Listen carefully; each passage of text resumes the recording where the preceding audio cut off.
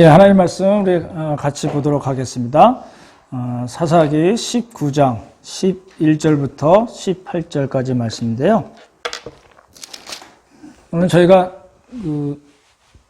운영위원들과 작은교회 리더들이 예배당에 함께 모여서 예배를 드리고 있습니다. 같이 이제 형제들 먼저 읽고 자매들 읽고 교독하는 방식으로 하겠습니다. 11절부터 우리 형제들부터 읽어주시기 바랍니다. 11절부터 18절까지 말씀입니다. 형제들 먼저 읽겠습니다. 시작. 그들이 여부스에 가까이 갔을 때에 해가 지려 하는지라 종이 주인에게 이르되 청하건대 우리가 돌이켜 여부스 사람의 이 성읍에 들어가서 유숙하십시다 하니 주인이 그에게 이르되 우리가 돌이켜 이스라엘에게 크지 아니한 이방 사람 성읍으로 들어갈 것이 아니니 기브아로 나아가리라 하고 또 그 종에게 이르되 우리가 기브아나 라마 중 한 곳에 가서 거기서 유숙하자 하고 모두 앞으로 나아가더니 베냐민에 속한 기브아에 가까이 이르러 해가 진지라 기브아에 가서 유숙하려고 그리로 돌아 들어가서 성읍 넓은 거리에 앉아 있으나 그를 집으로 영접하여 유숙하게 하는 자가 없었더라. 저녁 때에 한 노인이 밭에서 일하다가 돌아오니 그 사람은 본래 에브라임 산지 사람으로서 기브아에 거류하는 자요 그곳 사람들은 베냐민 자손이더라. 노인이 눈을 들어 성읍 넓은 거리에 나그네가 있는 것을 본지라. 노인이 묻되 그대는 어디로 가며 어디서 왔느냐 하니 다 같이 읽겠습니다. 그가 그에게 이르되 우리는 유다 베들레헴에서 에브라임 산지 구석으로 가나이다. 나는 그곳 사람으로서 유다 베들레헴에 갔다가 이제 여호와의 집에 가는 중인데 나를 자기 집으로 영접하는 사람이 있나이다. 아멘. 예, 잘 지내시죠? 오늘은 저희가 아까 말씀드린 대로 이 작은교회 리더분들과 또 운영위원분들 같이 모여서 우리 한 12분 정도 되나요? 같이 먼저 예배를 드리고 있습니다. 저희가 예배 드리고 나서 회의를 통해서 언제 다시 예배당에 모여서 예배를 드릴까 이제 결정하려고 하고요. 오늘 말씀 보겠습니다. 오늘은 이제 시체 토막 사건 세 번째 마지막 시간인데요.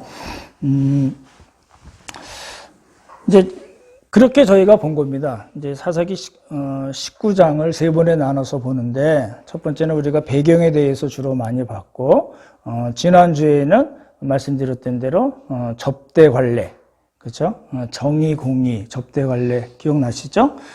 에서 말씀드렸고 오늘은 이제 세 번째 레인을 통해서 볼 수 있는 율법적 신앙에 대해서 주로 보려고 합니다. 이제 물론 이제 이 레인도 접대 관례와 연관이 있습니다. 그래서 접대 관례 부분과 율법적 신앙 부분에 대해서 오늘 이제 말씀을 나눠 보려고 합니다.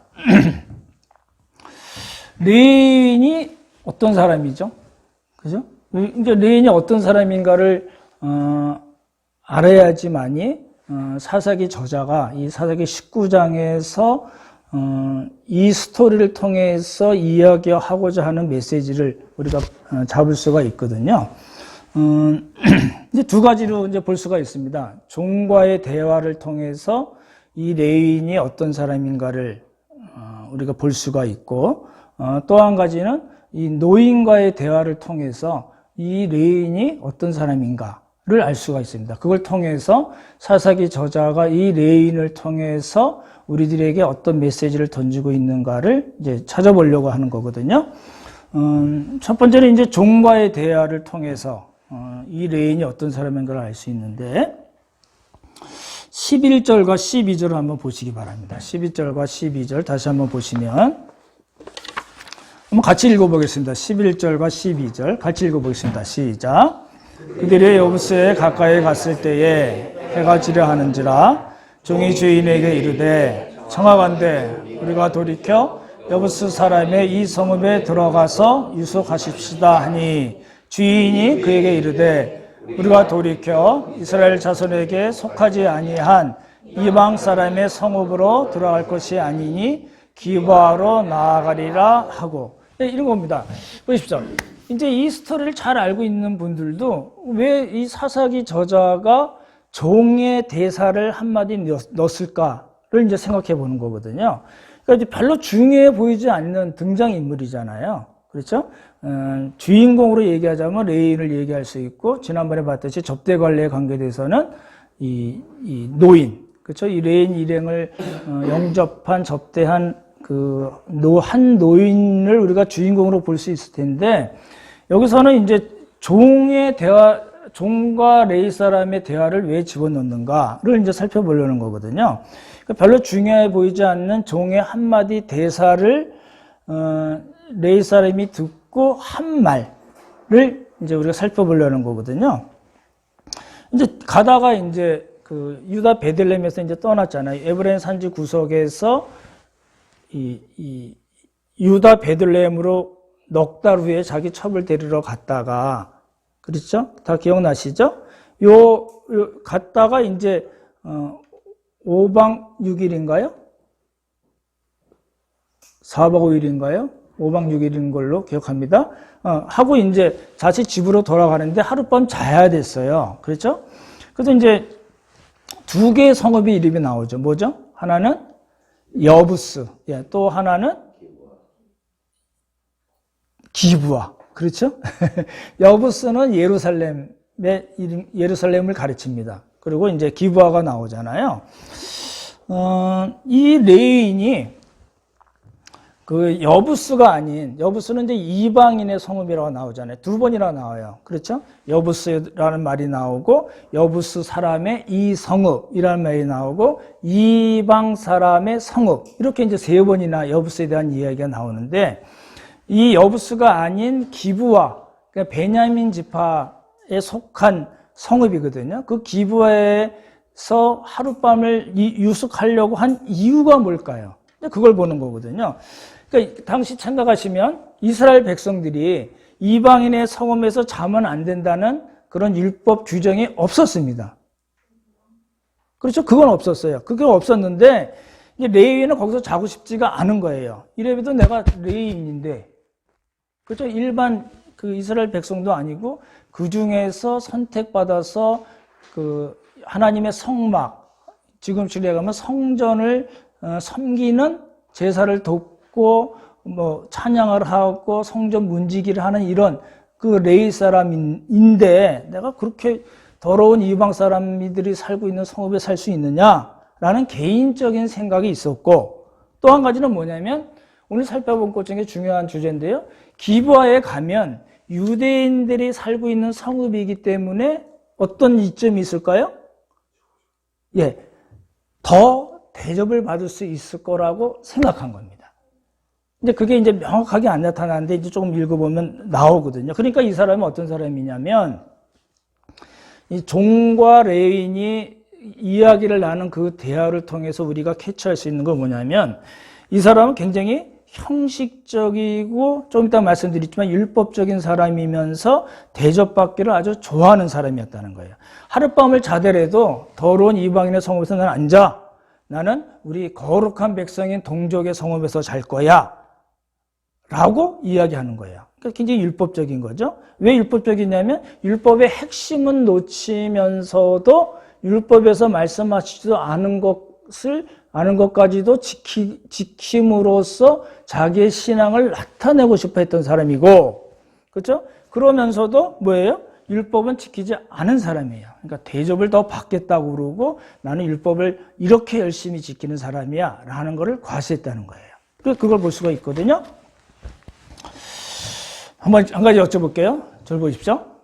이제 여러분 이렇게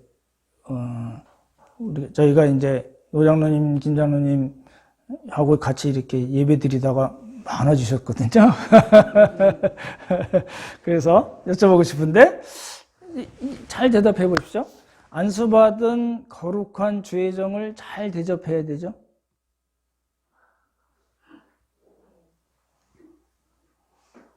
정도 해도 되죠. 예. 그죠? 이게 이제 그런 겁니다.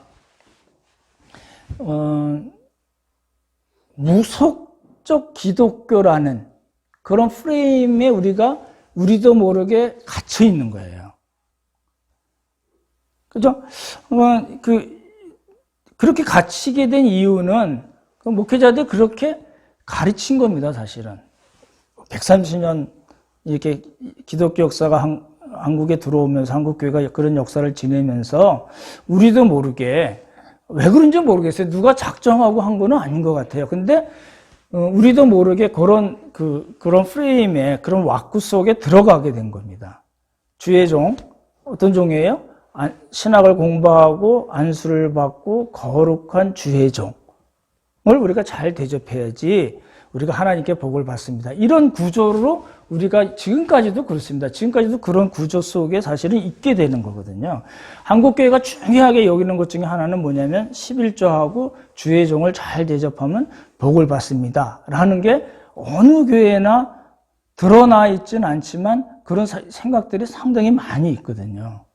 그렇잖아요? 이게 이제 교회가 커지고요. 사람이 많아지고 또 그렇게 되면 이제 그 목회자가 사람들로부터 주목을 받고 칭찬을 받고 또 굉장히 영광스러운 자리에도 가게 되고 또 더불어서 재물도 많이 갖게 되는 거거든요. 그러니까 그렇게 이 얘기하는 거죠. 여러분들 우리도 무의식 중에 그런 말을 써요. 어느 목사님 교회 알아? 이렇게 그러니까 누구 목사님 교회 이렇게 연결이 되는 거예요. 그렇잖아요? 우리 함께 가는 교회가 이봉건 목사의 교회인가요? 아니잖아요. 당연히 주의 교회인데 그런 거 우리가 알면서도 무의식적으로 우리는 어떤 말을 쓰냐면 어느 목사님 교회 거기 좋대. 어느 목사님 교회 나쁘대. 뭐 이런 식으로 누구 목회자의 교회 이렇게 우리가 자꾸 이렇게 우리도 모르게 편하게 써버리는 거예요. 그건 왜 그러냐면 우리도 모르게 그런 프레임 속에 이렇게 갇히게 된 거거든요. 그렇잖아요? 그러니까 이제 그렇게 되면 결국 이게 하나님의 자리를 목회자가 자기도 모르게 나 안 그러려고 그랬는데 무의식적으로 이렇게 꿰차게 되는 그런 결과를 가져올 수도 있다는 거거든요. 근데 그렇게 되면 문제가 되잖아요? 대접받는 문제 때문에 이 얘기를 드리는 거예요. 여러분 이제 생각을 해보십시오. 이제 대접을 자꾸 받잖아요. 이제 누구든지 마찬가지잖아요. 대접을 받게 되면 익숙해지죠. 그렇게 되는 것 같아요. 그러면 익숙해지면 뭐 때 되면 더 바라게 돼요. 그리고 나중에는 바란 만큼 채워지지 않으면 대접이 좀 소홀하네 하고 어떻게 돼요? 섭섭해져요. 그렇게 되지 않을까요? 그리고 그 다음에 이제 말이 어떻게 나가냐? 아니 뭐 그런 사람이 있어? 좀 신앙이 좀 안 좋네. 목사를 잘 대접해야지 하나님께 복을 받지. 라는 생각이 목회자 자신도 모르게 속에서 나올 수가 있게 되는 거예요. 사람이라는 게 그렇게 되잖아요. 제가 이제 이 말씀을 준비하면서 왜 한국 교회에는 그런 프레임 속에 들어가 있었을까? 지금도 왜 그런 프레임 속에 있게 됐는가를 생각해 봤더니 구약 성경에 아주 대표적으로 나온 그 사건이 있어요. 잘못 인용이 된 거잖아요. 잘못 인용이 된 건데 그런 사건이 있어요. 여러분 잘 아시는 열왕기상 17장에 무슨 사건이 나오냐면 엘리야 이야기가 나와요. 엘리야 선지자가 이제 아합에게 이제 가뭄이 있을 거야 딱 선포를 하고서 하나님이 이 엘리야에게 이제 여러분 아시는 까마귀 아시잖아요. 그리 시냇가에서 가라. 근데 까마귀가 이제 떡도 물어다 주고 고기도 물어다 주고 막 이랬었거든요. 근데 가뭄이 되니까 그게 안 되잖아요. 그러니까 하나님 또 뭐라고 그러셨냐면 이제 시돈에 속한 잘 들으십시오. 시돈에 속한 사르밧 가우에게로 가라고 그러셨어요. 다시요. 뭘 놓치시면 안 되냐면 시돈이라는 말을 놓치시면 안 돼요. 시돈과 두로는 페니키아, 베니게에 속한 땅이거든요. 그러니까 시돈에 속한 사르밧이라는 동네의 가부에게로 가라. 그래서 이 엘리야가 갔어요. 가서 그 가부에게 뭐라고 그랬죠? 그 과부에게 이제 처음에 얘기했죠. 떡 한 조각을 내게로 가져오라 그랬어요. 그랬더니 이 과부가 뭐라고 그랬어요? 내가 갖고 있는 게 가루 한 뭉큼과 기름이 조금밖에 없는데 내가 요거 마지막으로 빵을 해 먹고 내 아들이랑 이제 먹고 죽으려고 그래요. 그런 거예요. 성경에 그렇게 나왔어요. 먹고 죽으리라. 그렇게 됐거든요. 그랬더니 엘리야가 뭐라고 그랬어요? 걱정하지 말고 나부터 먼저 먹이고 그 다음에 당신과 당신 아들을 위해서 해 먹어라. 이렇게 된 거예요. 되게 황당한 일입니다. 여러분 생각해 보십시오.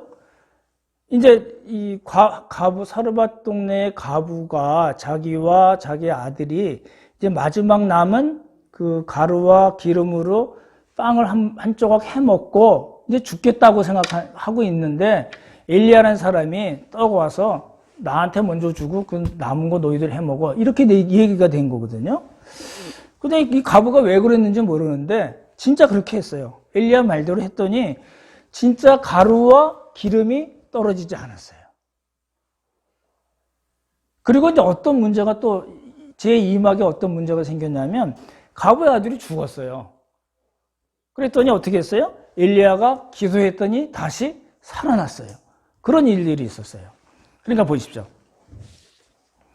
이거를 이제 이런 열왕기상 17장에 있는 이 스토리를 어떻게 이제 해석을 했냐면 그런 거예요. 보십시오. 이 과부와 그 과부의 아들의 아주 극한 상황에서 일어난 일이잖아요.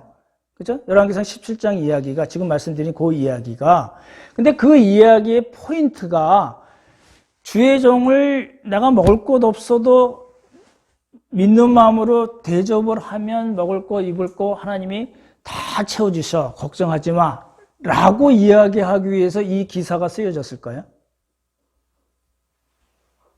그렇지 않다는 겁니다. 그러면 왜 이 기사가 쓰여졌냐면 이제 밥 한 번 해먹고 죽겠다고 하는 그 극한 상황에 있는 이방 여인과 그 아들에게 하나님께서 누굴 보내셨어요? 엘리야를 보내셔서 그 사람들을 돌보시고 복을 주셨다는 거예요. 그리고 또 한 가지 중요한 게 뭐냐면 이 과부의 마지막 이 신앙 고백이 나오거든요. 과부의 신앙 고백이 나오는데 뭐라고 얘기했냐면 17장 24절에 보면 이제 이 여인이 자기 아들까지 살려준 걸 보고 엘리야에게 뭐라고 얘기하냐면 당신은 하나님의 사람이십니다. 잘 생각해 보시죠. 이스라엘 백성이 아니에요. 지금 우리가 잘 아는 그 페니키아, 베니게는 바알을 섬기고 아세라를 섬겼거든요. 잘 보십시오. 이 17장의 배경이 누구의 배경일까요? 엘리야와 싸웠던 사람이 누구죠? 북이스라엘 왕이 누구죠? 아합과 이세벨이에요. 그 이세벨이 이 시돈에서 온 거거든요. 이 시돈에서 이 바알과 아세라, 쉽게 설명드리면 바알 신앙을 선교하기 위해서 아합과 결혼을 한 이세벨이 온 동네가 시돈이에요.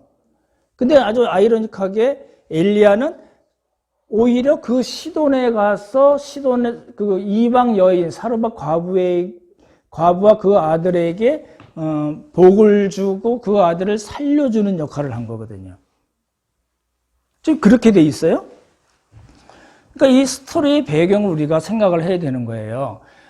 주의 종 선지자를 섬겼더니 복을 주시고 아들을 살려줬다. 여기에 포인트가 있는 게 아니라 그 당시 상황은 이스라엘에서 지금 우리 식으로 얘기하면 나 예수님 믿으려고 얘기한 사람은 한 사람도 없었다는 거예요. 갈멜산 전투에서 엘리야 한 사람과 누구죠? 바알 선지자와 아세라 선지자가 450명, 400명에서 1대 850으로 싸울 때예요. 그 이야기는 뭘까요? 북이스라엘 전체가 다 우상숭배에 빠졌다는 거거든요. 바알 신앙을 국교화했다는 거거든요. 그런 상황에서 엘리야는 그 북이스라엘에 있는 게 아니라 오히려 어디로 갔어요? 시돈으로 가서 그 이세벨이 온 그 시돈에 가서 하나님께서 정말 하나님이신 것을 보여주는 그런 역할을 했다. 그리고 어떻게 할 수 있어요? 아까 말씀드렸던 대로 과부가 뭐라고 그랬어요? 당신은 하나님의 사람이시고 당신 입에 있는 여호와의 말씀은 진실합니다. 라는 고백이 나온 거예요. 다시 보십시오. 그러니까 이게 무슨 이야기냐면 극한 상황 속에서도 우리가 알 수 있는 건 뭐냐면 우리를 먹이시고 인간의 삶과 죽음을 주관하신 분은 오직 여호와 하나님이시다 라는 사실을 이야기하기 위해서 사르밧 과부 이야기가 나온 거라는 거예요. 그러니까 그 사르밧 과부 이야기가 나온 거는 엘리야 선지자를 잘 대접했더니 하나님께서 그 가정에 복을 주셨어, 이걸 이야기하는 포인트가 아니고 뭐예요? 하나님만이 진짜 하나님이라는 것을 보여주는 사건이라는 거예요. 그런 역사적인 배경이나 이 문맥을 전혀 무시하고 어느 한 부분을 똑 따가지고 주의 종을 섬기면 복받아요, 이렇게 얘기하면 잘못 성경을 봤다는 겁니다. 말씀드렸던 열왕기상 17장, 18장, 19장이 엘리야 사건인데 17장 사건은 그렇게 사르밧 과부가 당신은 정말 하나님의 사람이고 당신 입에 있는 그 말씀은 정말 여호와의 말씀입니다. 당신이 믿는 하나님만이 진짜 하나님이다라고 이야기를 하고 18장에서 또 뭐라고 얘기하냐면 말씀드렸던 대로 갈멜산 존태예요. 1대 850을 해서 결국은 엘리야가 이겼는데 엘리야가 뭐라고 기도를 했냐면 나중에 한번 읽어보십시오. 18장 37절을 보면 엘리야가 기도를 했는데 주 여호와는 하나님이신 것을 알게 해 주십시오. 그 싸움의 포인트가 그거예요. 하나님이 누가 진짜 하나님인가? 아합과 이세벨이 온 북이스라엘에 퍼뜨린 그 바알이 진짜 하나님인가? 아니면 여호와 하나님이 진짜 하나님인가를 싸우는 그 싸움이 바로 갈멜산 전투의 핵심이거든요. 그래서 지금 엘리야가 그렇게 기도했고 백성들의 반응을 다 끝난 다음에 백성들의 반응이 어떻게 일어났냐면 39절에 나오는데요. 여호와 그는 하나님이시로다. 여호와 그는 하나님이시로다. 두 번 이야기하는 거예요. 그러니까 17장 사건도 그렇고 18장 사건도 그렇고 핵심이 뭐예요? 누가 진짜 하나님이냐? 여기에 있는 거거든요. 19장 사건에 보면 17, 18, 19장의 엘리야 사건이라고 그랬는데 19장 사건을 보면 이 갈멜산 전투가 끝나고 나서 아합이 자기 와이프 이세벨에게 그런 거예요. 이런 일이 있었어. 엘리야가 이기고 다 선지자들 다 죽여버렸어. 그랬더니 이세벨이 열받아가지고 그 엘리야에게 뭐라고 그러냐면 너 죽었어. 그랬어요. 그랬더니 그 한마디에 엘리야가 다운이 되어버렸어요. 그래서 잘 아시는 대로 이 로뎀 나무 아래 가서 이제 죽기를 구하는 거. 하나님, 나 이제 탈 거 다 했습니다. 죽여 주시옵소서. 그런 거예요. 그랬더니 하나님이 어떻게 하셨어요? 무슨 방법으로 엘리야를 다시 회복시키셨나요? 먹이신 거예요.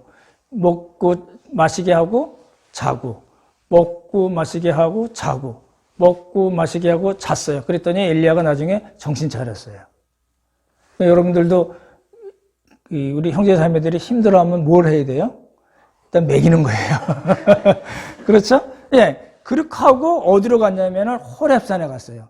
호렙산에 갔는데 어떤 일이 있었냐면 세 가지 현상이 있은 거예요.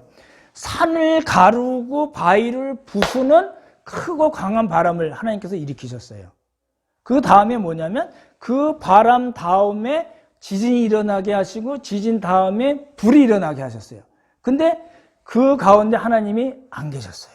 하나님은 어떻게 하셨어요? 세미한 소리로 엘리야에게 말씀하셨어요. 이 세미한 소리는 다른 성경에 보면 조용하고 여린 소리, 그리고 부드럽고 조용한 소리, 부드럽게 속삭이는 소리, 이렇게 번역이 되어 있어요. 그러니까 이 19장 이야기도 역시 무슨 이야기냐면 17, 18장과 마찬가지로 하나님이 어떤 분이신가, 이스라엘 백성들이 원래 섬겼어야 할 그 하나님이 진짜 하나님이라는 걸 보여주는 사건이에요. 그러니까 엘리야 사건은 다른 사건이 아니라 엘리야에게 속한 그 17, 18, 19장 사건은 전부 다 뭐냐면 과연 누가 진짜 하나님인가를 이야기하는 거예요. 그렇잖아요. 왜 이렇게 길게 말씀드리냐면 요 17, 18, 19장을 엘리야 내러티브라고 그래요. 엘리야가 영어로 일라이저더라고요. 일라이저 내러티브예요. 요 세 장의 핵심 내용이 뭐냐면 우리가 믿는 하나님이 진짜 하나님이다 하는 거예요. 그것뿐이 없어요. 그걸 이야기하려고 길게 세 장에 걸쳐서 사건을 기록을 했는데 거기에 나오는 17장에 나오는 그래서 그걸 이야기하기 위해서 나온 그 사르밧 가구 이야기를 주의 종 목사들을 잘 섬겨야지 복을 받는다 이렇게 이야기하면 그건 영 성경 해석을 잘못하고 성경을 잘못 읽고 잘못 가르치고 가짜 프레임을 만든 거라는 겁니다. 근데 이걸 역으로 하면요. 이 말을 역으로 하면 무슨 이야기냐면 잘 섬기면 복 받는 말을 나는 말을 역으로 하면 잘 섬기지 않으면 어떻게 돼요? 복이 없다는 거예요. 목사가 결정한 것에 대해서 반대하잖아요. 그러면 어떻게 되죠? 여러분 제가 뭘 말씀드렸는데 여러분 혹시 아닙니다. 목사님 그러면 안 되죠. 그렇게 얘기하시면 어떻게 되죠? 어떤 목사님 그러더라고요. 천국 갈 수 있겠나 모르겠어요. 진짜 들은 이야기입니다. 정말 TV에 나오는 이야기예요. 그러다 이제 집안에 무슨 일이 생기거나 아이가 다치거나 실직을 하거나 뭐 여러 가지 건강에 문제가 있으면 뭐라고 그래요? 고바. 이렇게 되는 거잖아요. 그렇죠? 고바가 이제 교회 안에 돌면은 교회에서 목회자한테 개길 분이 있을까요? 반대하실 분이 있을까요? 그랬더니 목사님한테 반대했다가 큰일 났어. 금방 돌아가지 않을까요? 그런 말들이. 그러니까 이게 뭐냐면 어떤 프레임을 만들어서 그렇죠? 주의 종을 잘 이건 말이 안 되는 이야기입니다. 여러분 다 누구나 예수 그리스도를 나의 구주로 영접하고 성령으로 거듭나서 하나님의 자녀가 된 모든 사람들은 다 주의 종입니다. 하는 일이 다르다 뿐이지 모두 다 주의 종이거든요. 그렇죠? 잊으시면 안 되는 내용이에요. 그게 이제 종과의 대화를 통해서 우리가 알 수 있는 거고, 아까 말씀드렸듯이 두 번째, 노인과의 대화를 통해서 우리가 이 레인이 어떤 사람인가를 알 수 있어요. 아까 말씀드렸던 대로 접대 관례와 관계되기도 하지만 율법적인 신앙이에요. 18절을 한번 보시기 바랍니다. 이 사람이 계속 이제 접대 관례에 관계되어 있기 때문에 18절을 먼저 보는데 18절 같이 한번 읽겠습니다. 시작. 그가 그에게 이르되 우리는 유다 베들레헴에서 에브라임 산지 구석으로 가나이다.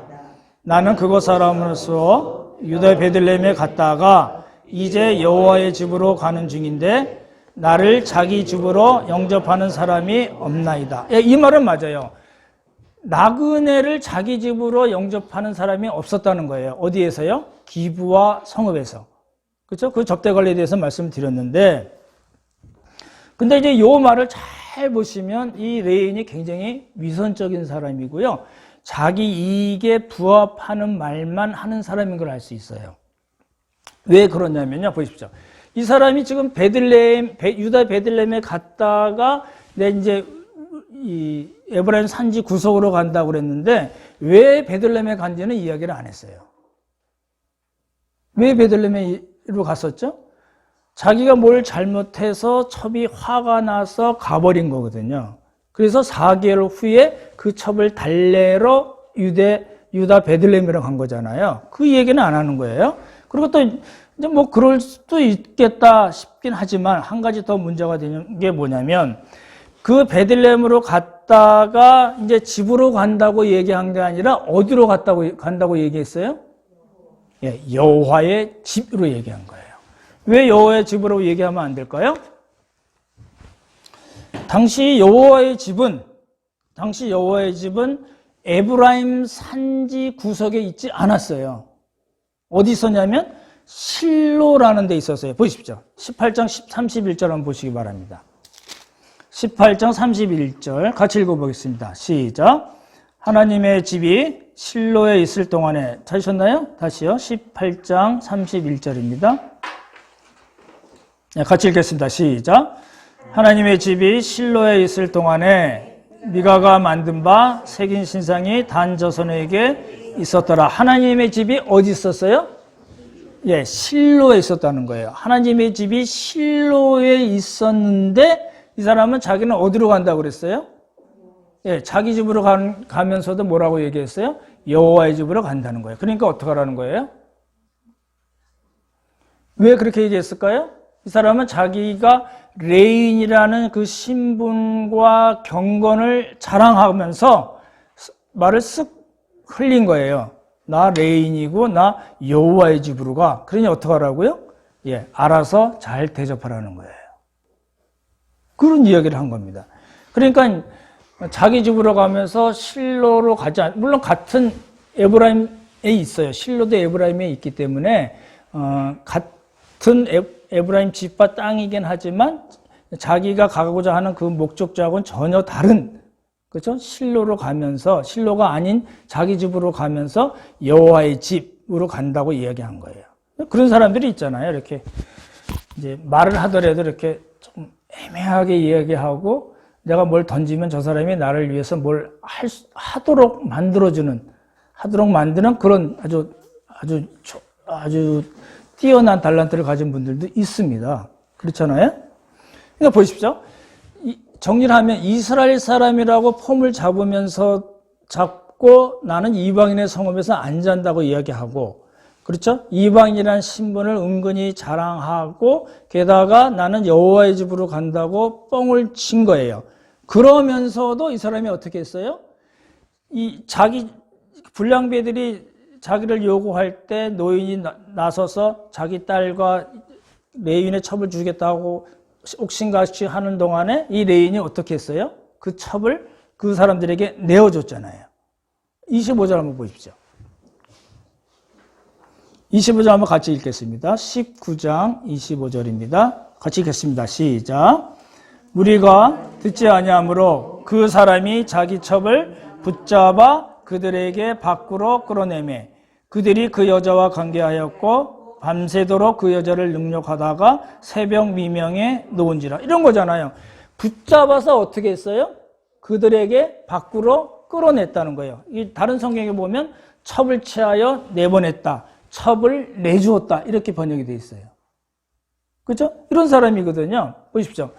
나는 레인이고 이스라엘 사람이고 레인이기 때문에 이방인의 성읍에서 난 앉아. 전 더러운 것들이 있는 데서 난 앉아.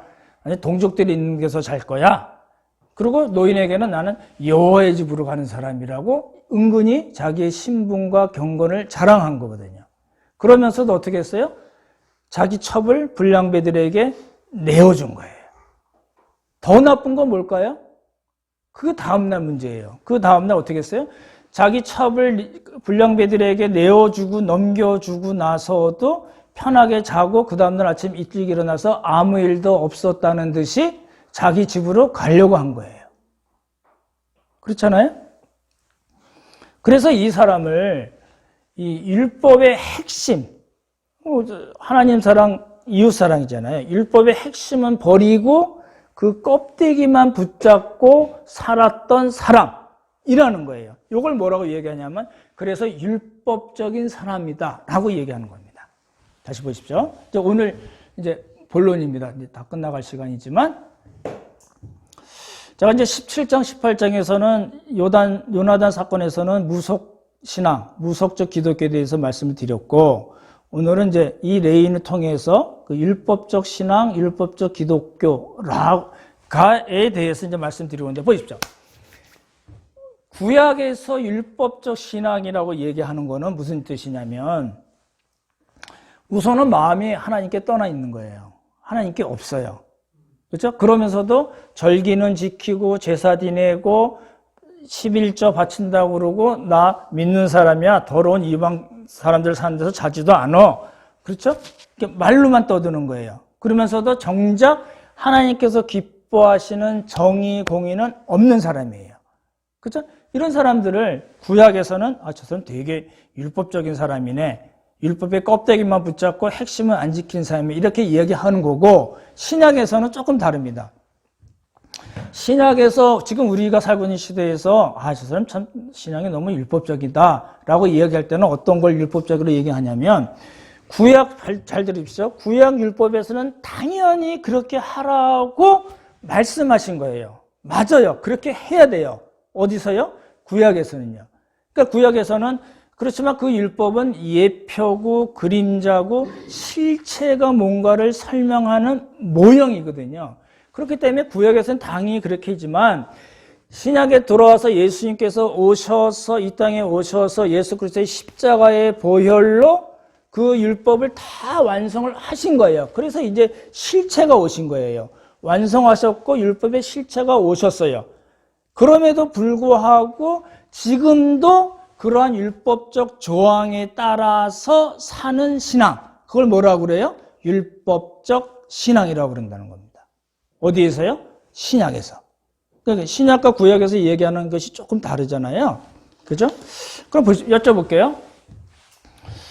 지금 우리는 여러분들과 우리 한국에 있는 많은 교회들이 율법 조항대로 살고 있나요? 아니면 이미 그 율법은 완성이 되었기 때문에 율법대로 살지 않고 복음대로 살고 있나요? 그럼 어떻게 생각하시나요? 복음적으로 사나요?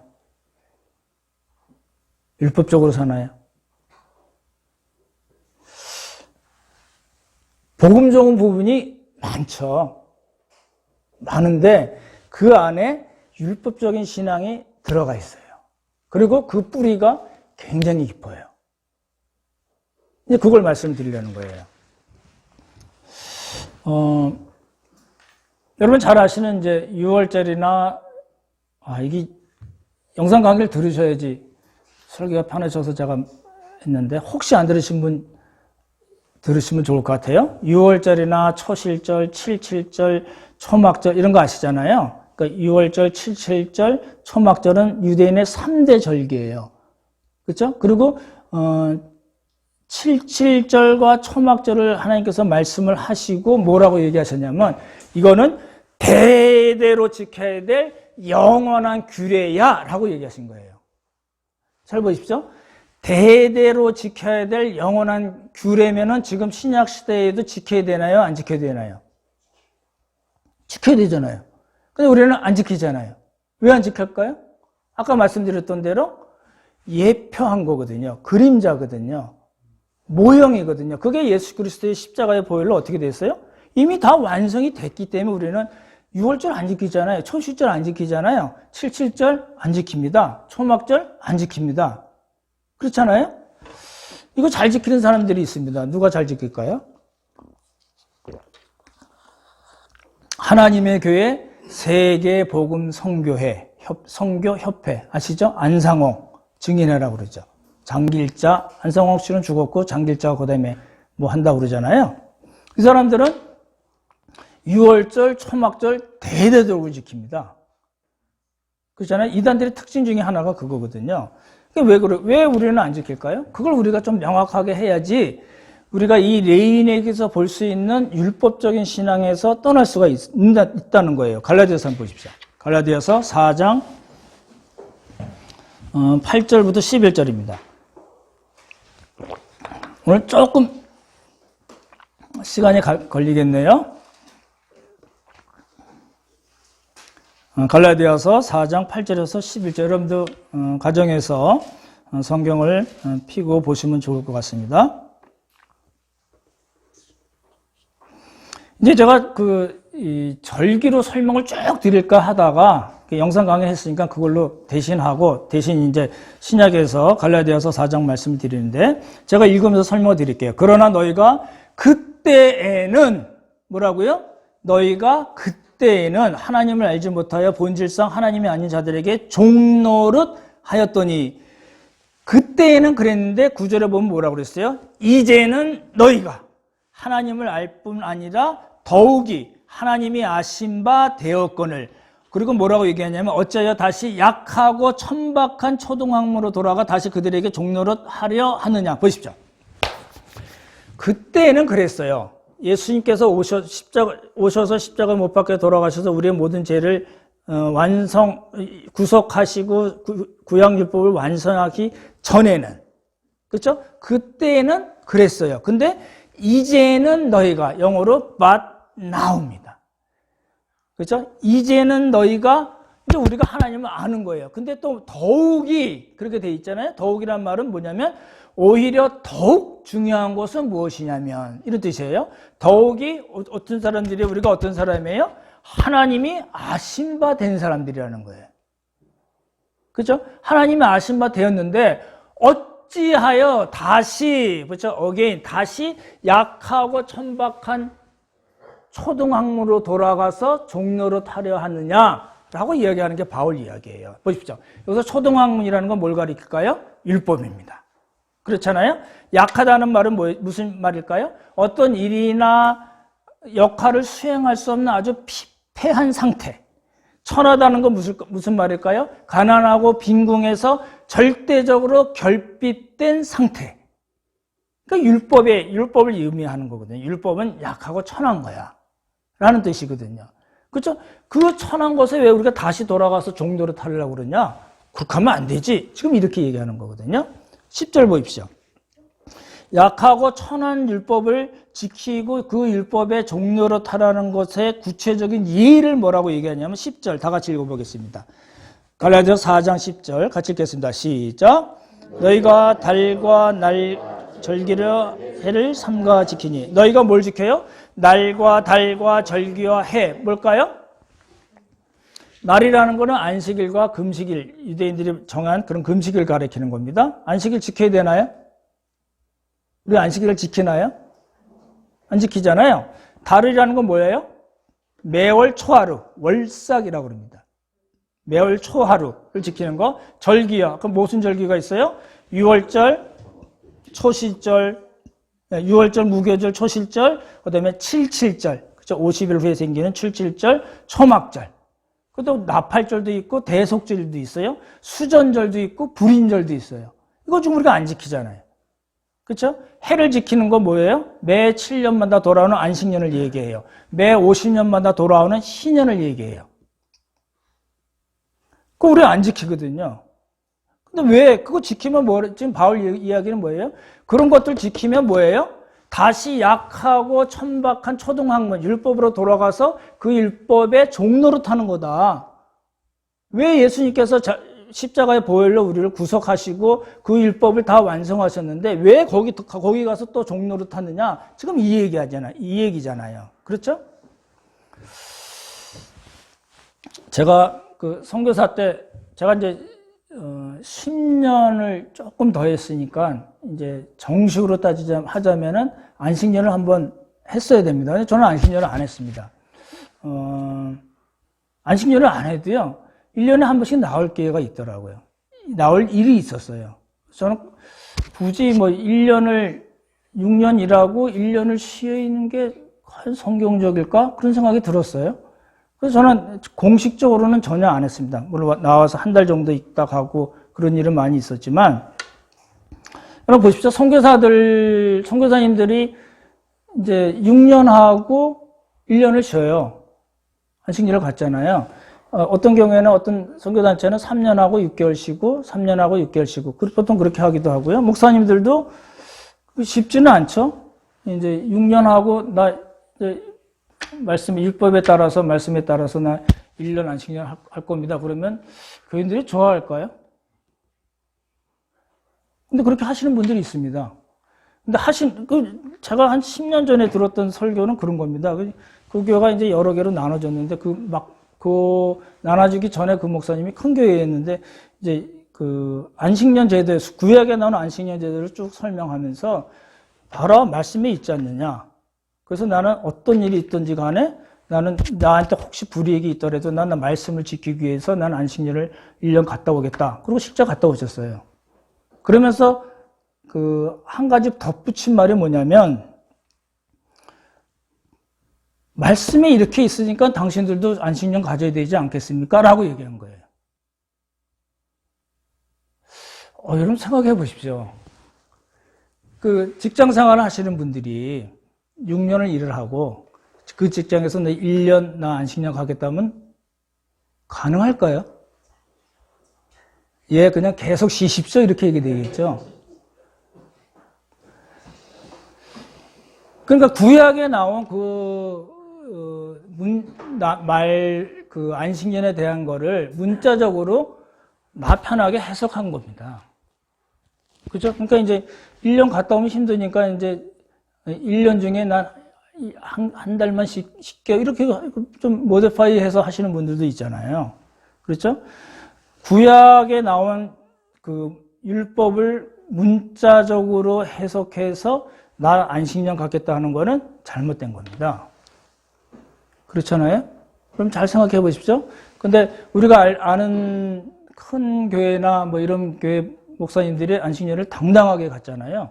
그 교회에서 또 많은 지원도 해주고 그러거든요. 이건 굉장히 잘못된 겁니다. 그렇잖아요? 그 영적인 의미가 무엇인가를 놓치고 이미 예수님께서 다 완성하신 그 율법의 의미가 무엇인가를 따지지 않고 나 편하게 갖다 쓴 겁니다. 그렇죠? 혹시 이 설교 듣고 이렇게 힘들어하신 분이 혹시 생길지 모르지만 율법적입니다. 그렇죠? 오늘 말씀을 이제 정리하겠습니다.